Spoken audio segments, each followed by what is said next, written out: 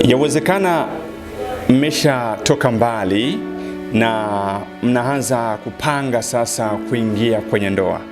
Hongereni sana, lakini nawaleteni maswali 7 ambayo mnatakiwa kuulizana kabla ya kuingia kwenye ndoa. Swali la 7 ni muhimu sana. Kwa hivyo nakuomba kusikiliza maswali haya, yatakusaidia, majibu yake yatakusaidia wewe kutambua unaingia kwenye ndoa na mtu wa aina gani.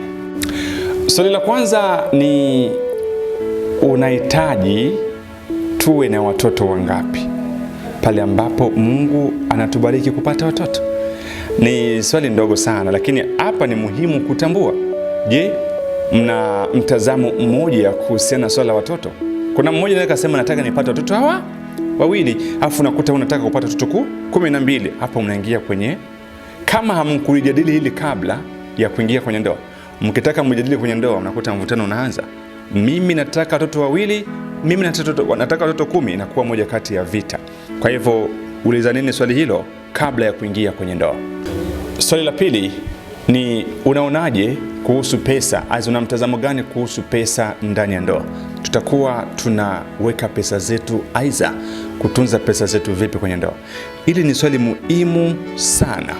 Sawa, kwa sababu kuna watu wengine wanaingia kwenye ndoa kuambia kwamba eti pesa zako ndo zetu, zangu ndo zangu. Hao ni wanawake sasa. Pesa zako ndo zetu, zangu ni za kwangu. Je, tutakuwa na kesi moja? Tutakuwa tunaweka pesa pamoja?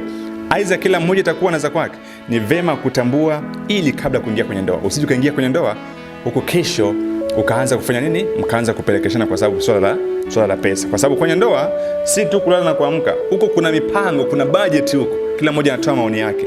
Tufanye nini ili tujenge? Tunatakiwa tufanye nini? Tununue gari. Ni mawazo. Yaani kwenye ndoa si kile kitu ambacho watu wanafikiria ni kulala tu na kujienjoy na kuamka. Kuna mipango huko kwenye ndoa.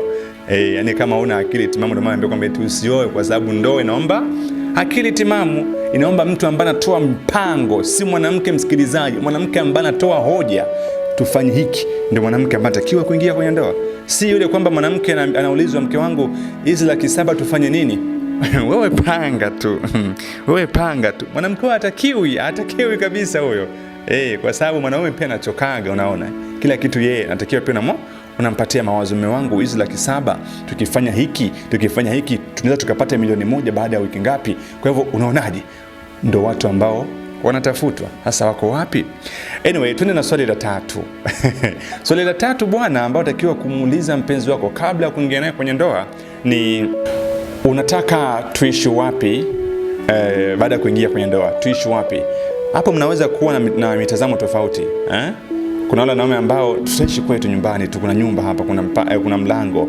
Wakati mwenzio anapanga mkioana labda muishi sehemu nyingine. Kwa hivyo kulijadili hili kabla ni muhimu, kwa sababu mnajua kwamba tukioana sehemu ambayo tutakayoishi ni sehemu fulani. Mnajadili sasa mtaishi vipi huko. Kwa hivyo msije mkaingia kwenye ndoa wewe ukawa na matarajio yako kwamba nimeolewa na mume wangu, tutaenda kuishi kwangu, wakati yeye kichwani mwake anasema kwamba nimeoa mke wangu, tutaishi kwa babangu. Unaona, inakuwa ni shida, ndoa inaingia matatani, inakuwa ndoa ya stress. Zungumzeni hili kabla ya kuingia wapi? Kwenye ndoa. Swali la 4 ni umuulize mpenzi wako kwamba unafikiriaje kuhusu majukumu ya nyumbani. Je, kazi za nyumbani ni za kwake, aidha ni zenu nyinyi wawili? Kwa sababu gani? Msije mkaingia kwenye ndoa mwenzio akajua kwamba eti yeye atakuwa anapiga ugali, au unapiga mboga, anaosha vyombo, unafua. Wakati mwingine anasema kwamba mimi nikioa, mimi siwezi nikashota maji, kazi yangu ni kula, kunywa na kulala, na jukumu moja kutafuta pesa. Sasa wakati mnakuwa na mitazamo tofauti, yawezekana kwenye ndoa mkaleta matata, mkakuja kugombana kwa mambo madogo tu. Mbona mwanamke ni mvivu?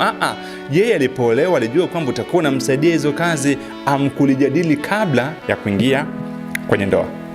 Ni mambo madogo, lakini huwa yanasumbuana huko kwenye ndoa haya. Na swali la 6 ambalo ni muhimu sana ni kwamba tutakuwa tunatatua matatizo yetu vipi pale ambako tunapigana. Sawa, mtakuwa mnatatua matatizo vipi pale ambako mnapigana. Kuna wanawake aidha wanaume ambao wanatumia ukimya, ukali, matusi kama njia ya kuweza kuonesha wanakasirika. Je, yeye anaaminia kwamba mazungumzo ndio yanaweza yakaleta suluhisho matatizo yenu? Aiza ni mtu ambaye anasema no, mimi nikikasirika ni kimya kabisa, mimi nikikasirika sitaki tuzungumze. Unaona, uelewe pia mambo mtakuwa mnatatua matatizo yenu vipi. Lakini fahamu ya kwamba mkigombana msishirikishe mtu wa tatu kuja kuunganisha tafadhali, kwa sababu hatajua siri zenu. Hakikisheni mnakaa chini ninyi wawili, kwa sababu mligombana wawili. Kwa hivyo watatu watakiwa kuja kuunganisha. Unganeni nyinyi wawili tu, itakuwa inasaidia sana.